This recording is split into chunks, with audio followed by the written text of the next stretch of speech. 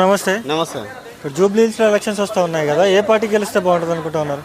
ఇక్కడ కాంగ్రెస్ పార్టీ గెలిచి 23 నెలలు అవుతున్నా కానీ ఇంతవరకు కనీసం ఒక డెవలప్మెంట్ ప్రోగ్రామ్ వారు ఇచ్చిన ఆరు గ్యారంటీల్లో ఒకటైన ప్రజలకు అందియకపోవడంలో రేవంత్ రెడ్డి గారు విఫలమైంది.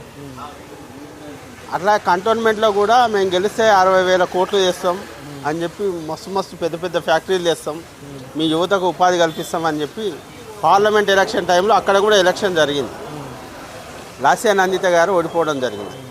కనుక వారు చేసేది ఏం లేదు, అక్కడ కూడా చేసేది ఏం లేదు. యావత్ తెలంగాణ ప్రపంచమే ఇవాళ మేము ఎందుకు వేసినాం రా కాంగ్రెస్ పార్టీని, ఎందుకు గెలిపించుకొని మన నెత్తి మీద పెట్టుకున్నాం. దేవుళ్ళ లాంటి కేసీఆర్ గారిని మనం చేజాతుల విడిచిపెట్టుకున్నాం. కనుక ఈసారి రేవంత్ రెడ్డి కాంగ్రెస్ పార్టీ బుద్ధి చెప్తేనే మన తెలంగాణ సమాజానికి మంచి జరుగుతుందని ప్రజలు భావిస్తూ ఉన్నారు. అయితే పూర్తిగా కూడా 6 గ్యారంటీలన్నీ మేము అమలు చేసినాం అది అని చెప్పేసి మాట్లాడుతూ ఉన్నారు.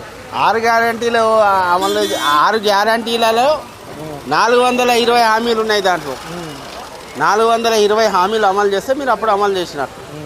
6 గ్యారంటీలలో ఏం అమలు చేసిండు? ఆడవారికి ఉచిత బస్సు అని అమలు చేసిండు. ఆ ఉచిత బస్సు లోపల సక్సెస్ చేయాలి కదా.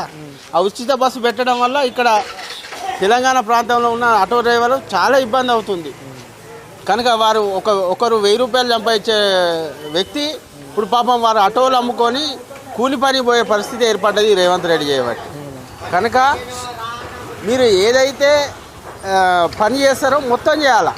ఇప్పుడు కరెంటు బిల్లు మాఫీ అన్నారు, ఎవరికి చేసిండ్రు? వాళ్ళ కాంగ్రెస్ పార్టీ వాళ్ళు చేసిండ్రు. ఇందిరమ్మ ఇల్లు అన్నారు, ఎవరికి ఇచ్చిండ్రు? వాళ్ళ కాంగ్రెస్ పార్టీ వాళ్ళకి ఇచ్చిండ్రు.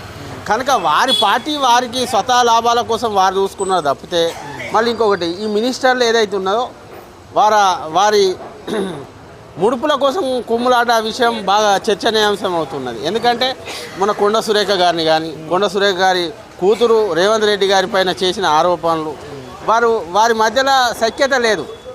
అప్పుడు కేసీఆర్ గారి ప్రభుత్వం లోపల 1 man ఆర్మీ షో నడిచేది.